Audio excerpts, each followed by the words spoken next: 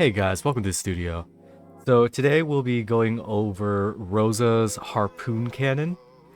This one I 3D modeled over the course of like maybe 2 weeks on and off. Not too difficult to 3D model, not too difficult to 3D print, and assembly shouldn't be all that difficult either. Yeah, aside from that, we'll just go ahead and jump right into it. Like I said, the assembly should be relatively easy, so showcasing each part and how it will be assembled should be pretty straightforward. All right, starting from the front, you got your Harpoon 1, that's the tip, and Harpoon 2, Harpoon 3, Harpoon 4.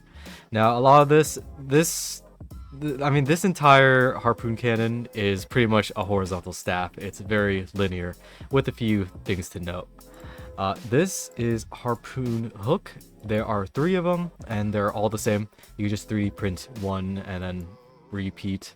One thing to note, however, I did change some of the design just for the sake of like functionality, in air quotes, because between Rosa's E1 and her E2 art, you can see that the harpoon hooks of her weapon are able to open up, and I wanted to kind of emulate that. And so when you put in a 5/16 inch wooden dowel or an 8mm rod through this hinge point here, you can have this harpoon hook hinge just rotate on that point, and then that way, with all 3 rotating like that on their points, it will open up.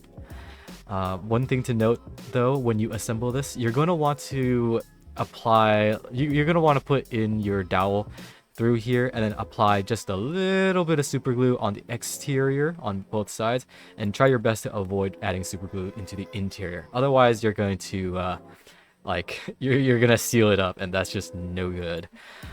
But another thing to keep in mind here is the locking mechanism, because this thing's going to need to lock in place for both the closed position and the open position. For locking in place into the closed position, we have these indents here, as well as on the interior of the hook. These are placed there for magnets. I believe these are what sizes are these? All right, these are for those 1/2 centimeter or 5mm wide neodymium magnets. Those should be able to fit in there fairly well. You're just going to want to add put like a dab of super glue and then just apply it in there. And then as you apply the corresponding one on the same side, just be like really sure that it's the correct facing side.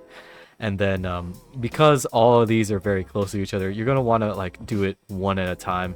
Make sure this super glue sets, and then apply the next one on the other side. Otherwise, you might screw up and then like eject the super glue covered magnet.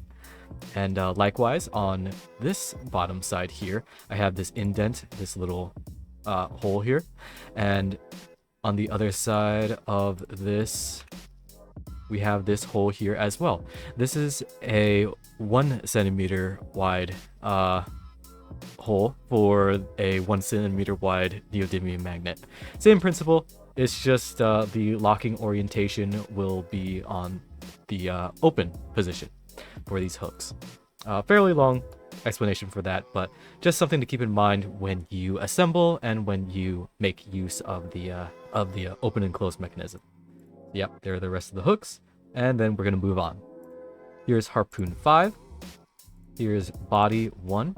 Now, one thing to note when you're assembling, this is going to use a 1-inch wide dowel that will connect through the vast majority of this prop, just to give it some alignment as well as strength. Near the front, it's going to be like a 5/16 inch wooden dowel or 8mm rod, just because it's very narrow, very thin. But the rest of it's going to be 1 inch thick. Here is Body 2. Here's Body 2A that connects here. The majority of the connections that you see, like these small connections, are just 5/16 inch wooden dowels. Here is Body 2B. body 2C. And the naming convention is simply because it's connected, stemming from body 2.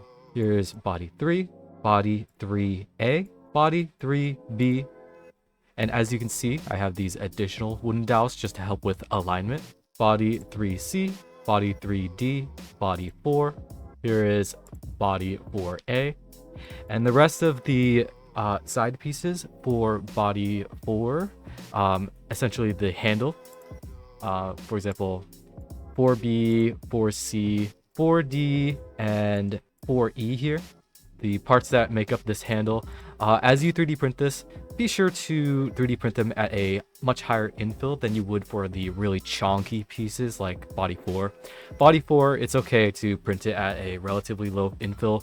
Maybe like even 5% gyroid would be perfectly fine. The vast majority of the strength that you're going to be incorporating into this prop will be through the 1-inch dowel that will be spanning the majority of this prop in the first place. However, the connection here is a 5/16 inch wooden dowel. Once again, you're just going to want to apply some epoxy, fill it in there, use the wooden dowel, and the rest of the handle, you're going to want to print it at a higher infill. I would recommend maybe even 60% cubic for all of these handle pieces. That way it'll remain very strong. And as you can see here, I have another connecting point for a 8mm or 5/16 inch wooden dowel. That way this entire handle will have a lot more support, a lot more strength into it. And the angle at which that the pieces connect using the wooden dowel here is the exact same angle as how it connects here. It's just in completely opposite directions. So you're just gonna want to like take care as you connect them all together. All right, moving on from that, we have valve 1. The tolerance is should be allowed already for it to spin freely. You're going to want to insert there, leave it completely free. Here's valve 2. I'm going to need to add some alignment holes for this one, just to make sure that it's all good and perfect. And then here is valve 3. This valve, when done in this orientation, you're going to want this valve 2 piece that's sandwiched in between to be glued to body 4. And then glue valve 3 to valve 1. That way you'll be able to spin this whole valve wheel freely.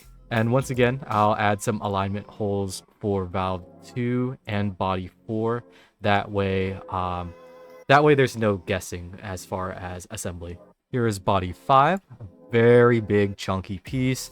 It's mostly just filler. Just do very low infill.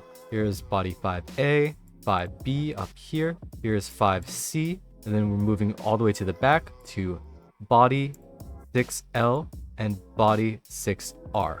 And then up here we have the back handle. Print this at a slightly higher infill. Doesn't need to be too crazy, but there are alignment holes and support rods here, or 4 support rods here. And then down here we go to bottom 1, bottom 2, bottom 3. Very simple pieces. Just 3D print them at low infill, and then like paint it yellow, just based on her artwork. And that is pretty much it. This has been Rosa's harpoon cannon. If you guys have any questions about the assembly or the 3D print, go ahead and ask in the comments down below. I will be releasing this 3D model to my Patreon shortly after posting this video. And yeah, I'll continue to 3D model, work on more projects, and release some more. And a side note, I've actually been considering making like a video series that is Patreon exclusive, where I talk about and teach some 3D modeling principles that can be utilized specifically for prop making and prop design, and not necessarily for this 3D modeling software, which is called Plasticity, that I'm using right now. However, a lot of principles that I will be talking about will include the use of alignment rods, printing or 3D modeling for printing, 3D modeling for assembly, and just 3D modeling for just anything that has to do with prop making principles. Aside from that, I am also considering making a Patreon exclusive series on using plasticity and all the tricks involved with that. So if you are interested, then let me know. Anyway, that'll be it. If you want to see more out of me, go ahead and like and subscribe. I will be releasing a few more models. Some of them I had to commission because I cannot make armor to save my life. But yeah, I've got more in store for this year. See ya!